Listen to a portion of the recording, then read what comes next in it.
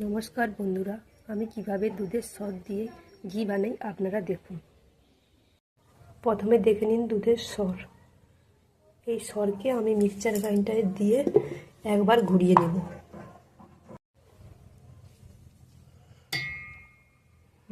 দিয়ে দিলাম আমি সরগুলো। ঘুরিয়ে নেওয়ার পর আমি ফ্রিজ থেকে ঠান্ডা জল দিয়ে দেব। ঘুরিয়ে নেওয়ার পর অবস্থা দেখুন।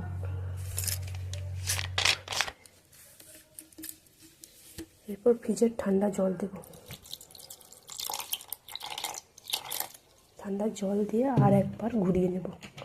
ফ্রিজের জল দিয়ে আর একবার আমি ঘুরিয়ে নেব। বন্ধুরা, কিভাবে দুধের সর থেকে মাখন উঠে এসছে।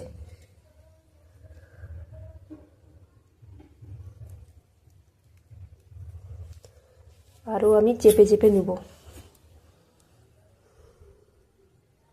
বন্ধুরা, এবার আমি গ্যাসটা অন করে নিব। কড়াই গরম হয়ে গেছে, আমি এবার মাখনটা তুলে দেব।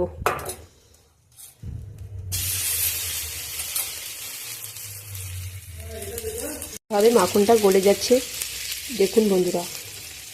এটা গলে ঘিতে পরিণত হচ্ছে, দেখুন বন্ধুরা। আমার ঘি তৈরি হয়ে গেছে। এটা বাড়ির দেশি পিওর ঘি।